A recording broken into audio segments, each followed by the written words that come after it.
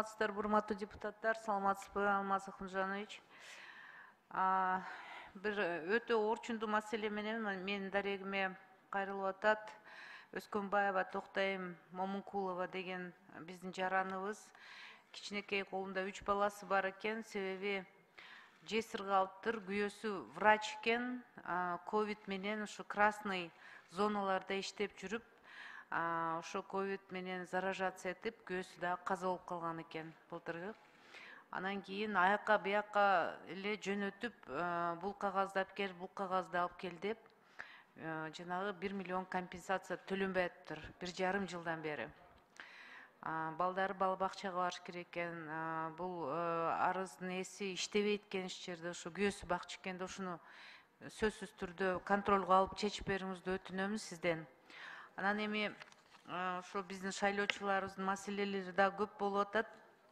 Менин дарегиме бир нече айыл өкмөттүн жетек башчылары кайрылышты да. Алай районунда Будалык айыл өкмөтүндө 6 айыл азыркы учурда бар. Жалпы калктын саны 4 миңге жакын. Ал жерде уже 10 жылдан ашык таза суу жок. Булар ошо булактардан ташып ичишет экен, мүмкүнчүлүк болгон учурда. Атак аккан сууна дарыядан ичишет экен да, сонун бул аябай билесиз да кандай залалы тиет ден соолукка. Ошого эч кандай көп жылдан бери кайрылууларын ушу көңүл бурулбай жатыптыр да, тиешелүү мамлекеттик органдардан.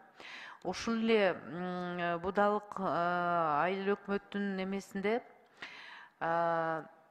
эң чоң проблема болуп, бул көпүрө проблемасы болуп атыптыр. Себеби айыл өкмөттүн бир нече 6 айылынын тургундары ошол Алай районунун центрине келиш үчүн ошол көпүрө менен өтүшчү экен. Азыр жөө өтүп, анан кайра машинага отуруп ошентип жүрүшөт экен. Себеби көпүрө көп жылдан бери курулбайт экен. Проектиси даяр экен, аны уже макул болгон экен, бирок акча которулбай жатыптыр.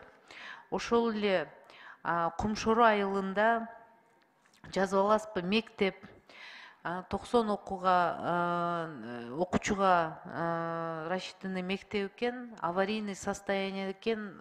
Жанагы чоң жер титүүлөрдүн негизинде жанагы жаракалары аябай чоңоюп кетип, вообще даже ысытканга дагы мүмкүнчүлүк жок. Ушундай суук малда мугалимдер дагы, окуучулар дагы жылуу кийинип алып отуруп, ушундай немеде шарттарда окуп атышыптыр.